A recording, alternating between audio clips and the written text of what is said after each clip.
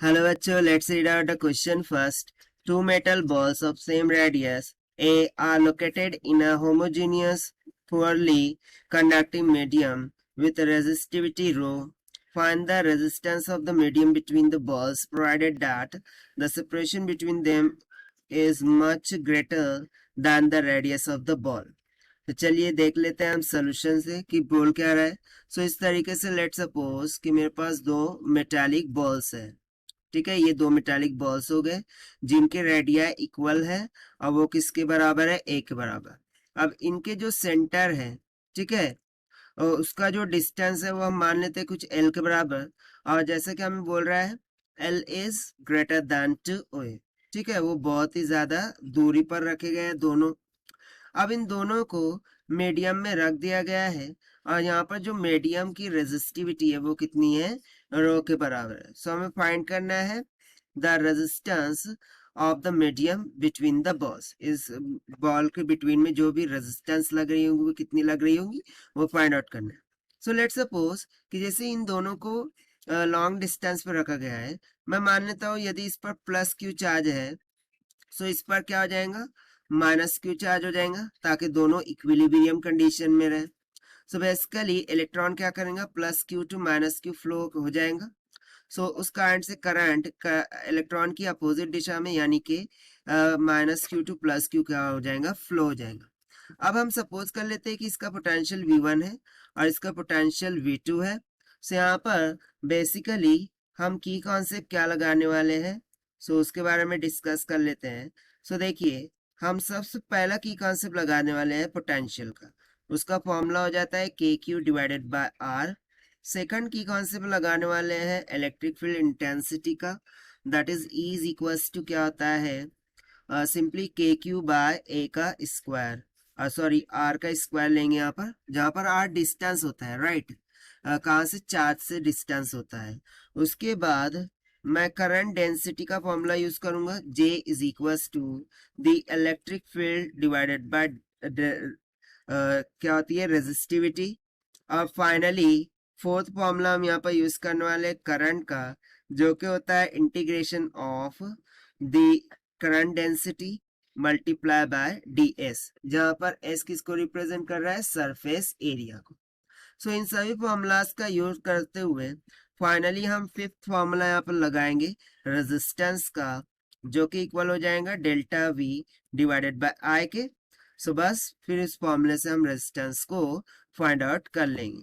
सो देखिए, इन सभी कॉन्सेप्ट्स का हम यहाँ पर यूज करने वाले हैं. तो चलिए वन बाय वन हम स्टार्ट करते हैं. तो सबसे पहले मुझे क्या लगने वाला है, देख लीजिए यहाँ पर पोटेंशियल लगने वाला है. ठीक है, सो अब हम क्या करते हैं, सबसे पहले तो पोटेंशियल को फाइंड आउट कर लेते हैं. So let's say V1 will be equals to क्या हो जाएगा, K Q divided by are. सो यहाँ पर आर किसको रिप्रेजेंट कर रहा है, ए को, यानी कि radius of that metallic ball. So यहाँ पर सिंपली आर की जगह पर क्या आ जाएगा, ए. और प्लस क्यू चार्ज था इसलिए के क्यू बाय ए हो गया. उसी तरह से V2 क्या आ जाएगा, माइनस के क्यू बाय ए के बराबर. अब यदि मैं यहाँ से पोटेंशियल डिफरेंस कैलकुलेट करूं, so that will comes out to be k Q by a minus minus will get plus k Q by a, यानी कि सिंपली 2 के क्यू बाय ए के इक्वल आ जाएगा. ठीक है, इसको हम मान लेते हैं इक्वेशन नंबर फर्स्ट. ना सिमिलरली यदि मैं इलेक्ट्रिक फील्ड्स को यहाँ पर फाइंड आउट करूं in between this two sphere, ठीक है, सो वो क्या हो जाएंगी, this will be equals to Q, okay, K Q divided by, तो यहाँ पर आर की वैल्यू क्या होंगी, ए. सो ये सिंपली हो जाएगा ए का स्क्वायर के बराबर. इसको हम मान लेते हैं इक्वेशन नंबर 2. इतना क्लियर है. अब उसके बाद मैं फोर्थ जो थर्ड वाला कंसेप्चुअल फॉर्मूला है वो यूज करता हूँ. सो उसके द्वारा मुझे करंट डेंसिटी मिल जाएंगी. This will be equals to electric field. So electric field हमने फाइंड करके रखी है के क्यू बाय ए का square divided by the resistivity, right. So यहाँ से मुझे करंट डेंसिटी कितनी मिल जाएंगी, this will be comes out equals to q k Q divided by rho times of A square के बराबर. ठीक है, इतना क्लियर हो गया. अब उसके बाद हम क्या करते हैं, देखिए फर्दर मैं फोर्थ कंसेप्चुअल फॉर्मूला लगाऊंगा, और जो करंट फ्लो हो रहा है इन बिटवीन दिस टू चार्जेस, ठीक है, जो भी मेटालिक बॉल है उनके बिटवीन में, वो फाइंड कर लूंगा. So it will be equals to integration of क्या है, j dot d s. So basically j तो कांस्टेंट होगा, और उसकी वैल्यू हमने फाइंड करके रखी है के क्यू बाय रो ए का स्क्वायर इंटू डी एस. सो ये तो बाहर निकल जाएगा, इंटीग्रेशन ऑफ डी एस कितना आ जाएगा, सिंपली एस के बराबर. सो ये हो जाएगा K Q by rho times of A square into S के बराबर, जहां पर S surface area of metallic ball को रिप्रेजेंट करे, जो कि हो जाएगा 4 पाई आर स्क्वायर, यानी कि ए स्क्वायर के बराबर, क्योंकि रेडियस यहाँ पर क्या है, ए है. इतना क्लियर हो गया.